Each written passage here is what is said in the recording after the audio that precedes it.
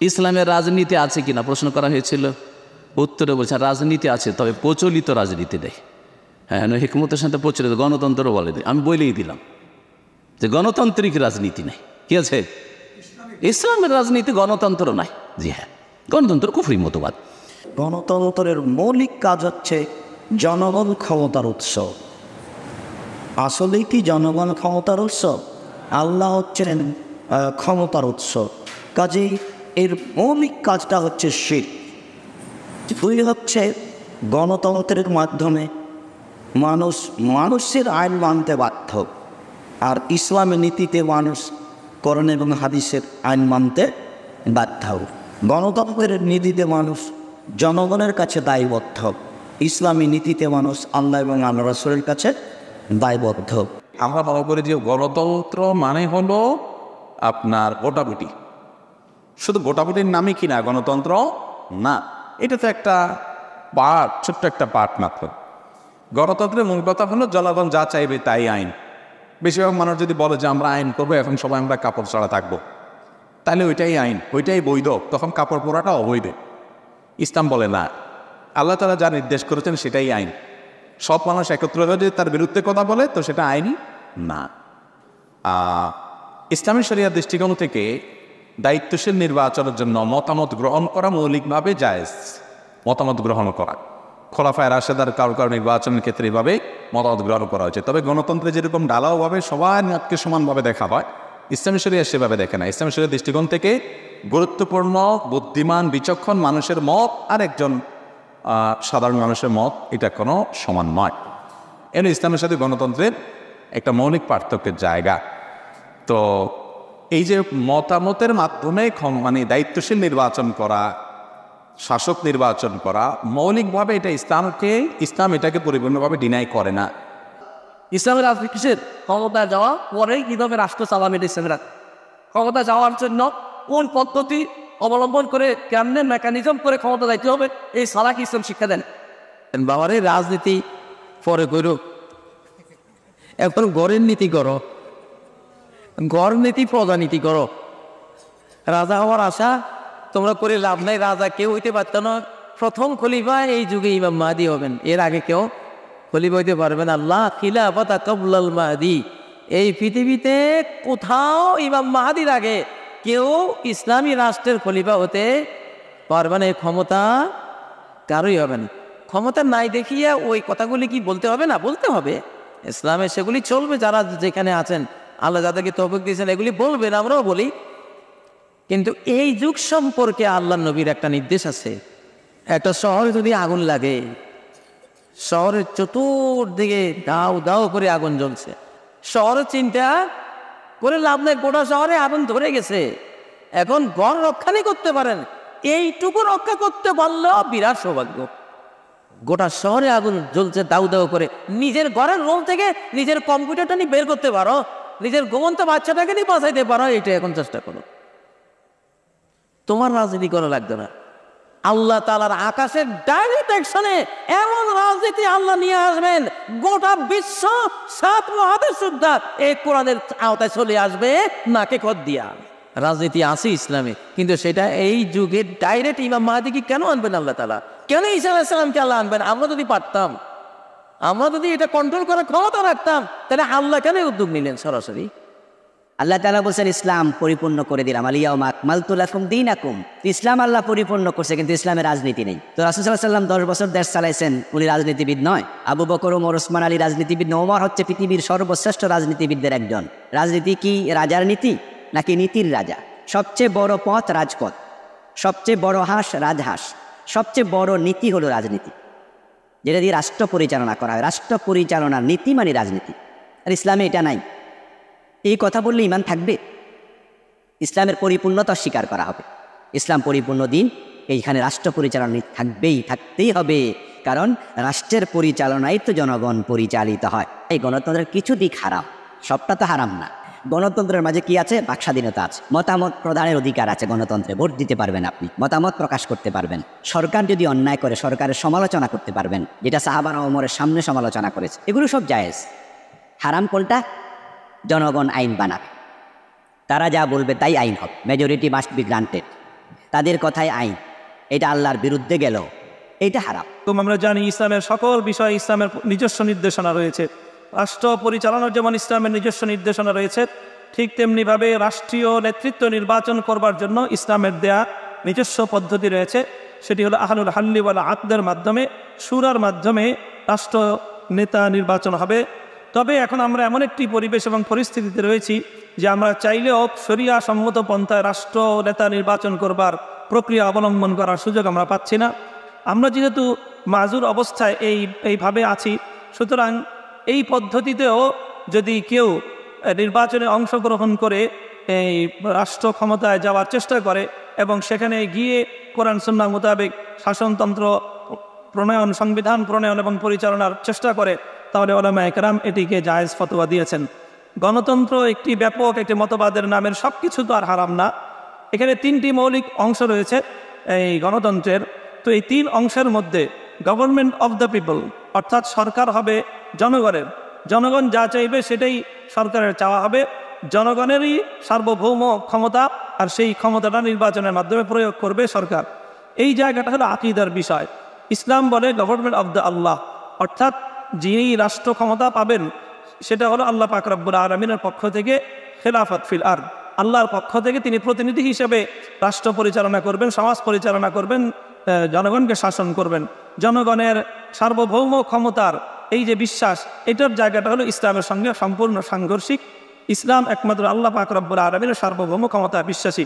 আর একটি কথা হলো বাই দ্য পিপল, যে অর্থাৎ জনগণ কর্তৃক নির্বাচিত। এক্ষেত্রে ইসলামের নিজস্ব বক্তব্য হলো বাই দ্য পিপল নয়, বরং বাই দ্য সিলেক্টেড পিপল, অর্থাৎ শুধুমাত্র যারা আহলুল হাল্লি ওয়াল আকদ, আহলে শুরা হওয়ার যোগ্যতা যারা রাখেন, তাদের মাধ্যমে নির্বাচিত হবে। কাজেই গণতন্ত্র হারাম, এটি খুব সহজ একটি কথা, কিন্তু এর মধ্যে আসলে বিস্তারিত ব্যাখ্যা রয়েছে। গণতন্ত্রের বিশ্বাসকে ধারণ করা, গণতন্ত্রের আকীদাকে অবলম্বন করা, এটি নিঃসন্দেহে কুফরি।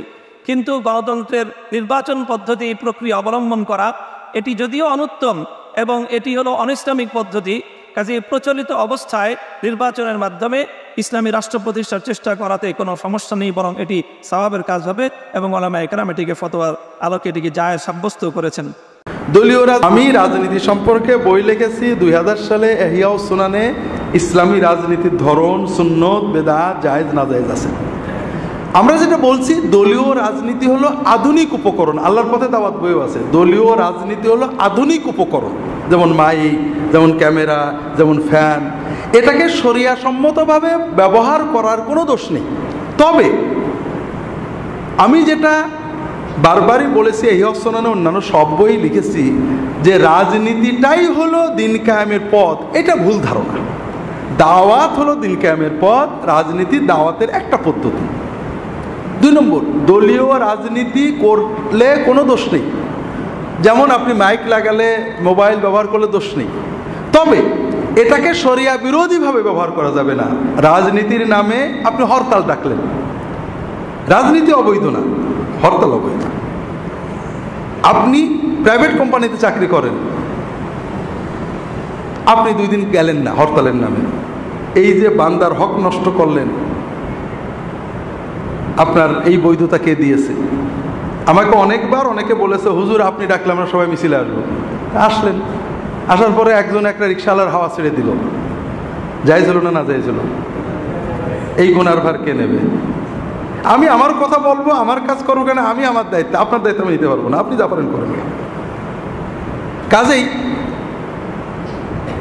গালি দেওয়া, গীবত করা, কুশপুত্র লেখা পড়ানো, হরতালের নামে মানুষকে বাধ্য করা, গণতন্ত্রে যে অধিকার আছে আপনি হরতাল ডাকবেন, যদি সংবিধান দেয় আপনি ডাকতে পারেন, কিন্তু একটা সিঙ্গেল মানুষকে আপনি বাধ্য করতে পারেন না। কারোর গাড়িতে ইট মারতে পারেন না, কারোর রিক্সার হাওয়া ছেড়ে দিতে পারেন না, এগুলো হারাম। এখন আপনারা বলবেন, হুজুর এত নরম রাজনীতি করলে তো কোনোদিনই হবে না। কোনোদিন হবে, কবে হবে, কি হবে, এই উদ্দেশ্যে হারাম কাজ করা যায় কিনা বলেন? আমি সুন্নত পথে বলতে থাকবো, যেদিন আল্লাহ করে সেদিন হবে। এই জন্য দলীয় রাজনীতি হারাম, এটা আমি কখনোই কোথাও বলিনি। বরং যারা ধর্মনিরপেক্ষতার নামে ইসলামী রাজনীতি নিষিদ্ধ করেন, আমি তাদের বিরুদ্ধে আমার বইয়ে লিখছি, এখন লিখিনি, ইসলামের নামে জঙ্গিবাদে হবে। ধর্মনিরপেক্ষতার মূল দাবি হলো যে প্রত্যেকে তার ধর্মের নিজের ইচ্ছা মতো পালন করবে বলবে। কাজে আমি যদি মনে করি আমার ধর্মের রাজনীতি, আমি বলবো, বলার অধিকার সবার আছে। কাজেই সবাই বলতে পারবে, একজন বলতে পারবে না এটা ধর্মনিরপেক্ষতা এবং গণতান্ত্রিক মূল্যবোধের বিরুদ্ধে। তবে ইসলামের জন্য রাজনীতি মেন, রাজনীতির মাধ্যমে দিন এসে যাবে, এটা মোটেও ঠিক না। রাজনীতি উপর থেকে চাপিয়ে দেওয়া একটা বিষয়, এটা পরিবর্তনশীল, আর ঈমান ভিতর থেকে তৈরি করতে হয়। রাজনীতি সর্বোচ্চ ইসলাম ফ্রেন্ডলি একটা মানুষের মূল্যবোধ, ধর্মীয় মূল্যবোধ, মানে নৈতিকতার পক্ষে থাকে। একটা রাজনৈতিক অবস্থা বোরকা পড়লে জেলে নিয়ে যায়, আরেকটা জেলে নেয় না, কিন্তু সরকার উপর থেকে আইন করে দেবে বোরকা পড়তে হবে, আর এই আইনে মানুষ দিনদার হয়ে যাবে, এটা পাগলের কল্পনা। আমি অনেক আগে দেশে আসছি 98, আমি জানি না 3-4 বছর পরে, তখন তো আমি অল্প অল্প হুজুর, কথা বোঝেননি, কোন দলের মানুষ এখনো বুঝে পারছে না, এখনো তো মানুষ বুঝে পারে না কোন দলের। কেউ বলছে জামাত ইসলাম, কেউ বলছে যে আহলে হাদিস, কেউ বলছে কট্টর গোড়া হানাফি, কোন দলে যে যাবো এটা এখন আমি দিশে করতে পারছি না। তো এই সময়ে আমি মনিরামপুরে একটা মাহফিলে গেলাম। তো ওই এলাকার এক ভাই, তার বাড়িতে আমার খাওয়া, এটা কোন সালে আমার মনে নেই, তো ওই আসার পরে কয়েক বছর মাথায় উনি ওই বাড়িতে বসলাম, আমার আগে একজন ওয়াজ করবেন, তারপর আমি শেষে। তখন তো জোয়ান ছিলাম, এত বেশি বাড়াবাড়ি করতাম না যে আমাকে 9টা-10টার ভিতর শেষ করে দিতে হবে। আচ্ছা হোক, প্রধান বক্তা শেষে, ঠিক আছে, সমস্যা নেই। তো এখন আমাকে ওই ভাই বলছেন যে স্যার, আমি আর্মিতে চাকরি করতাম, ছেড়ে দিয়ে চলে আসছি, ইসলামের সাথে আছি। গত নির্বাচনে চেয়ারম্যান ইলেকশন করেছিলেন ইউপি, আমি ভোট পাইছিলাম, মাত্র কয়েকশো ভোটে হেরে গেছি। গত 5 বছর আবার আমি কাজ করছি, এবার আমার যেটার সম্ভাবনা 16 আনা। আপনি একটু বলে যাবেন। তাহলে ঠিক আছে, আপনার যারা ভোট দিছিল সবাই তো নামাজি, না না না বেনামাজি, কিন্তু সব অনেকেই ভোট দিয়েছে। বলে আপনি ইউপি চেয়ারম্যান হওয়ার পরে সবাইকে তো নামাজ পড়াবেন, পড়বে তো, নামাজ না পড়ালো অন্তত আইন করে দিল যে মানে যারা নামাজ পড়বে না, যে সকল মহিলা বোরকা পড়বে না অথবা সুদ ঘুষের সাথে চলেছে, তারা সরকারের রেশনটা পাবে না। করতে পারবে, পারবে তো? তাহলে আমি ইউপি হয়ে ইসলামের কি লাভ হলো? লাভ হয়েছে না। আসলে এই জন্য রাজনীতি দ্বীনি দাওয়াতের একটা ধারা। আবার আমি বারবার বলেছি, অনেক জায়গায় আপনাদের বলেছি, রাজনীতি 2 রকম, জাতীয় রাজনীতি, দলীয় রাজনীতি। উলামায়ে কেরাম সবসময় রাজনীতি সচেতন ছিলেন, রাষ্ট্র সরকারের অন্যায়, অবিচার, জুলুম, ইসলাম বিরোধী কাজের প্রতিবাদ করেছেন। কিন্তু আমি আসবো, আমার দল আসুক, তুমি যাও, আমরা পারবো, এই পর্যায়ে যাননি। তোমাকে ভালো হতে হবে, না হলে তোমার উপর আল্লাহর গজব, আমি কি করব? এই জন্য রাজনীতি করব না মানে রাজনীতি সচেতনতা নেই, যে যা করে করুক আমি তসবিহ পড়বো, এটা আমাদের সালফে সালিন কখনোই করেননি। একেবারে সাহাবীদের যুগ থেকে তাবেঈনদের যুগে আবু হানিফা, সাঈদ ইবনুল মুসাইয়্যিব, সাঈদ ইবনে জুবাইর, কি বলে আমাদের ইমাম আহমদ ইবনে হাম্বল, ইমাম শাফেঈ, ইমাম মালিক, এর পরবর্তী মুজাদ্দিদ আল-ফিসানি, শাহুল উলামা মুহাদ্দিস ফুরফুরার আবু বকর সিদ্দিকী, আমাদের আশরাফ আলী থানভী রাহিমাহুমুল্লাহ তাআলা আজমাইন, সবাই রাজনীতি সচেতন ছিল। রাষ্ট্র সমাজের অন্যায় অবিচারের বিরুদ্ধে কথা বলেছেন, সংশোধনের কথা বলেছেন। কিন্তু তুমি চলে যাও, ও তোমার দ্বারা কিছু হবে না, এই লোক যাবে, ওকে উঠাই দাও, এই পর্যায়ে সাধারণত যান না। আর নিজেরা যাওয়ার কোনো কথাই বলেননি। দুটো হয়েছে, সাধারণভাবে সরকারের অন্যায় দূর করতে বলেছেন, প্রতিবাদ করেছেন, ভালো হওয়ার নসিহত করেছেন, শক্ত কথা বলেছেন, জেল কেটেছেন, ফলে থেকেছেন, অনেক কিছু করেছেন। কিন্তু সরকারকে বাদ দিয়ে আরেকজনকে সরকার করো এটা বলেননি, কারণ তৎকালীন সময় এরকম ছিলও না। কেউ কেউ বিদ্রোহের ক্ষেত্রে, যেমন আব্বাসী খলিফাদের বিরুদ্ধে নফসে জাকিয়া বিদ্রোহ করেন, কেউ কেউ ওই বিদ্রোহীকে সমর্থন করেছেন যে এই পার্টি গেলে ভালো হবে, কিন্তু নিজে গেলে ভালো হবে এটা কখনো বলেননি। আধুনিক বিশ্বে নিজে যাওয়ার একটা সিস্টেম পাশ্চাত্য গণতন্ত্রের মাধ্যমে হয়েছে, এটা আমরা খারাপও বলছি না, আবার এই সিস্টেমে ইসলাম হয়ে যাবে এটাও বলছি না। এটা ইসলামী দাওয়াতের একটা একটা পদ্ধতি দাওয়াত পর্যায়ে থাকবে। ইসলামী রাজনীতি যেটা রাসূলুল্লাহ সাল্লাল্লাহু আলাইহি ওয়াসাল্লামের আদর্শের মধ্যে যে রাজনীতি, সেই রাজনীতিতে এত দল আছে কিনা সেটা শিখেন, ফরজ ইলম শিখলে জানবেন যে এক দল রাষ্ট্র চালাবে আর সবাই বিরোধী দল থাকবে। এই দলীয় রাজনীতি, এই রাজনীতি ইসলামের শিক্ষা নবী করিম সাল্লাল্লাহু আলাইহি ওয়াসাল্লাম আদর্শের মধ্যে নাই। আচ্ছা, এখন দল করবে তো করো, তো প্রথম কথা তো রাসূলুল্লাহর সিরত পড়ো। যত রাজনৈতিক দল আছে দলের একবারই, দলের কি হয় প্রেসিডেন্ট নাকি চেয়ারম্যান সভাপতি থেকে নিয়ে একবারই ওই দলের যে সাধারণ কর্মী সবার উপর রাসূলুল্লাহ সাল্লাল্লাহু আলাইহি ওয়াসাল্লামের সিরত পড়া ফরজ। রাসূলুল্লাহ সাল্লাল্লাহু আলাইহি ওয়াসাল্লামের সিরত পড়া ফরজ। খোলাফায়ে রাশিদিনের সিরত পড়তে হবে।